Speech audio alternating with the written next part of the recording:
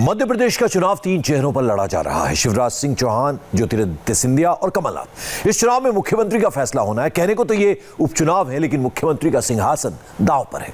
आज जिस तरह की भाषा में प्रचार हुआ, जिस अंदाज में सिंधिया और शिवराज सिंह चौहान ने जवाब दिया, उसे देखेंगे तो आप समझ जाएंगे मध्य प्रदेश की सियासत 28 सीटों से ही तय होगी।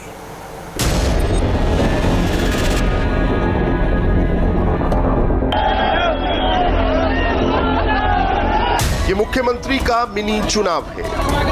अजब एमपी की गजब सियासी तस्वीर है। ये सिंधिया की जमीन पर शिवराज का रथ चल रहा है। शिवराज की किस्मत दांव पर है। महाराज खुद सारथी बन गए हैं। सवाल साख का है, लक्ष्य पर कमलनाथ है। कमलनाथ जी यहाँ आते हैं, अशोकनगर में आए ना,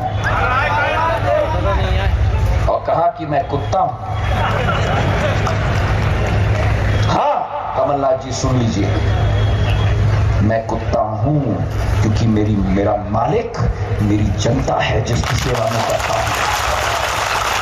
हाँ कमलनाथ जी, मैं कुत्ता हूं क्योंकि कुत्ता अपने मालिक और अपने दाता का रक्षा करता है। हाँ कमलनाथ जी, मैं कुत्ता हूं क्योंकि अगर कोई भी व्यक्ति मेरे मालिक को उंगली दिखाए और मालिक के साथ भ्रष्टाचार और विनाशकारी नीति दिखाए तो कुत्ता काटेगा उस व्यक्ति को। हाँ मैं कुत्ता हूं, मुझे गर्व है कि मैं अपनी जनता का कुत्ता हूं। फुल पावर पॉलिटिक्स का विहंगम दृश्य है ये। देखिए, समझिए और सुनिए। कमलनाथ कहते ज्यादा पैसे नहीं है, पैसे नहीं है, पैसे नहीं है। अरे वो मुख्यमंत्री कहेगा जो खुद रोए कि पैसे ही नहीं है। अगर पैसा नहीं है तो मुख्यमंत्री का भार भोंकने बन गए भैया। फिर तुम्हें बिठा के करेंगे क्या नहीं? फिर तो कोई भी धन्नू बनना, कल्लू बनना, जुम्मन कोई भी बनता है। यही कहते पैसा नहीं है।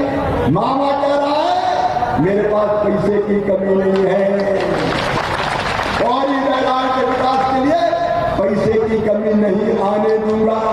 और सुन लो, नेता वो है जो रोए नहीं पैसे की कमी का रोना, जो संकट में से भी रास्ता निकाल के जनता को संकट के पार निकाल के ले जाए वो नेता।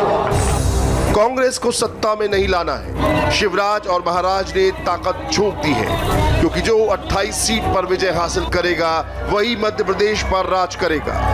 बीजेपी की 28 सीटों में 16 सीट सिर्फ चंबल ग्वालियर क्षेत्र की हैं, जो बेहद अहम है। जिन्होंने वचन दिए चुनावी माहौल में वोट बटोरे, और यह अतिशयोक्ति नहीं होगी अगर मैं कहूं शिवराज सिंह जी इस मंच पर हैं। कांग्रेस और बीजेपी के बीच में केवल 7 सीटों का अंतर था। जिस ग्वालियर चंबल संभाग को भारतीय जनता पार्टी का गढ़ माना जाता था, कभी भी 18 सीट से ज्यादा कांग्रेस को नहीं मिलती थी। 2018 के चुनाव में अगर कांग्रेस की सरकार बनी तो ग्वालियर चंबल संभाग का योगदान था 34 में से 26 सीटें कांग्रेस को मिली थी। मेरे भाई और बहनों, चंबल ग्वालियर क्षेत्र की 16 सीटें क्यों इतनी अहम हैं, उसे समझने के लिए इन 28 सीटों की पूरी हिस्ट्री को समझना होगा। फिर आपको पता चलेगा कि बीजेपी और कांग्रेस ने क्यों इस चुनाव में पूरी ताकत झोंक रखी है। मध्य प्रदेश विधानसभा कुल 230 सीट, बहुमत के लिए जरूरी 116 सीट। 2018 के चुनाव में कांग्रेस ने जीती थी 114 सीट। 2018 के चुनाव में बीजेपी ने जीती थी 109 सीट। 2018 के चुनाव में बसपा ने जीती 2 सीट। 2018 के चुनाव में समाजवादी पार्टी ने जीती 1 सीट। 2018 में जीते 4 निर्दलीय। 2020 मार्च में 22 कांग्रेस विधायकों ने इस्तीफा देकर कमलनाथ की सरकार गिराई। जुलाई 2020 में 3 और कांग्रेस विधायकों ने कांग्रेस से इस्तीफा देकर भाजपा ज्वाइन की। 3 विधायकों की मृत्यु हो गई। आगर मालवा से भाजपा के मनोहर ऊंटवाल के निधन के बाद 1 सीट खाली हुई। ब्यावरा से कांग्रेस के उम्मीदवार गोवर्धन दागी के निधन से खाली हुई। जौरा से कांग्रेस के उम्मीदवार बनवारी लाल शर्मा। कुल 27 कांग्रेस के विधायक चले गए। अब कांग्रेस के पास 87 सीट बची हैं। बीजेपी के पास 109 में से बची हैं 107 सीट। एक की मृत्यु हुई और एक लोकसभा में चला गया। कुल 28 सीट पर उपचुनाव, जिसमें से 27 सीटों पर पहले से कांग्रेस जीती थी, एक सीट पर बीजेपी। यानी कांग्रेस को सरकार बनाने के लिए 28 की 28 सीटों पर जीत चाहिए। वहीं बीजेपी को 9 सीट सरकार बनाने के लिए जीतनी है।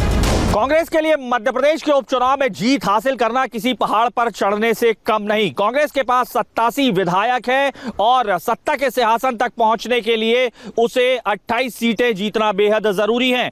वहीं बीजेपी के लिए सत्ता की राह आसान है। 8 विधायक मिलते ही सत्ता पर उसका कब्जा बरकरार रहेगा। दरअसल कांग्रेस को जीत की उम्मीद इसलिए है क्योंकि 28 सीटों वाले इस उपचुनाव में 2018 में हुए चुनाव के दौरान 27 सीटें कांग्रेस के पास ही थी। इसी दौरान चुनाव से ठीक पहले एक और विधायक बीजेपी के पाले में आ गया है। ऐसे में राजनीति का यह सियासी ऊंट बीजेपी के पक्ष में पलटेगा या कांग्रेस के पक्ष में, यह 10 तारीख को होने वाले मतदान के बाद ही पता चल पाएगा। सीधे शब्दों में समझ ले तो कांग्रेस को 3 गुनी मेहनत करनी है, जबकि बीजेपी को 1/3 सीट चाहिए। फिर भी शिवराज कोई मौका नहीं छोड़ना चाहते। 9 सीटों की पहेली ग्वालियर चंबल क्षेत्र से सुलझा लेना चाहते हैं। इसीलिए पूरा शक्ति प्रदर्शन फुल स्पीड पर है। जनता आपको वोट क्यों दे? 3 कोई वजह बताइए। विकास, जन कल्याण और माता बहन और बेटी के सम्मान के लिए। सर एक सवाल और आता है, कमलनाथ कहते हैं आप सिर्फ घोषणाएं करते हैं, जहाँ जाते हैं नारियल लेके जाते हैं, क्या कहेंगे? हम जहाँ जाते हैं विकास के काम करते हैं। इनने विकास की न सोची और न कभी किया, इसलिए खिसिया कर कुछ भी कहते रहते हैं, नारियल फोड़ते हैं। सर एक आखिरी सवाल है, ये उपचुनाव बेहद महत्वपूर्ण है, तो किसका भविष्य सर दांव पे लगा है? कमलनाथ का कहें, शिवराज जी का, या ज्योतिरादित्य सिंधिया का? मध्य प्रदेश की जनता का। अब तक शिवराज 84 सभाएं कर चुके हैं। हर रोज 5 से 10 सभाएं कर रहे हैं। ज्योतिरादित्य भी अब तक 40-50 चुनावी सभाएं कर चुके हैं। कमलनाथ भी अब तक 40-50 जनसभाएं कर चुके हैं। बीजेपी कांग्रेस दोनों की स्टार प्रचारक लिस्ट में बड़े नेता नहीं है। दोनों पार्टियां राज्य के नेताओं के दम पर चुनाव लड़ रही हैं। ताकत दोनों पार्टियों ने झोंक दी है, लेकिन कांग्रेस के लिए टक्कर आसान नहीं है। फिलहाल कांग्रेस के मुख्यमंत्री पद के दावेदार कमलनाथ का कहना है कि उन्हें जीत का पूरा भरोसा है। एक हो रहा है कि आप पिट रहे हैं, अब पिटने वाली स्थिति आ गई है, तो ये हर चीज का उपयोग करेंगे। प्रशासन का उपयोग, पुलिस का उपयोग, पैसे और शराब का उपयोग, आयोग का उपयोग। मुझे इसकी चिंता नहीं है, क्योंकि मध्य प्रदेश की जनता, हमारे ये 28 सीटों के मतदाता बड़े सरल स्वभाव के हैं, सीधे साधे हैं, गरीब हैं, पर बहुत समझदार। जो एक्टिंग के लिए प्रसिद्ध है वो प्रसिद्ध है। छोड़िए सर अच्छा एक सवाल और है सर, 5 साल बाद अगर मैं 10 तारीख को कमलनाथ जी का इंटरव्यू ले रहा हूँ, तो वो मुख्यमंत्री कमलनाथ जी होंगे या प्रदेश अध्यक्ष? मैं शिवराज सिंह नहीं हूँ जो इस प्रकार की घोषणाएं करता हूँ। लेकिन फिर भी मैं किससे बात कर रहा हूँ? मैंने आपका कई बार इंटरव्यू कमलनाथ ही रहेंगे। कमलनाथ रहेंगे। बीजेपी कांग्रेस दोनों 28 सीटों पर जीत का दावा कर रही हैं, लेकिन 28 सीटों के समीकरण क्या कह रहे हैं उसकी कैलकुलेशन हमने की है। सबसे पहले ग्वालियर चंबल क्षेत्र की 16 सीटों का हिसाब समझिए। मुरैना कांग्रेस की सीट, बीजेपी कांग्रेस बीएसपी में टक्कर, त्रिकोणीय मुकाबला, पलड़ा बीजेपी का भारी। जोरा कांग्रेस की सीट, बीजेपी कांग्रेस बीएसपी में टक्कर, त्रिकोणीय मुकाबला, पलड़ा बीएसपी का भारी। सुमावली कांग्रेस की सीट, बीजेपी कांग्रेस बीएसपी में टक्कर, त्रिकोणीय मुकाबला, पलड़ा बीजेपी का भारी। दिम्मी कांग्रेस की सीट, कांग्रेस बीजेपी में टक्कर, पलड़ा कांग्रेस का भारी। अंबा कांग्रेस की सीट, कांग्रेस बीजेपी में टक्कर, पलड़ा कांग्रेस का भारी।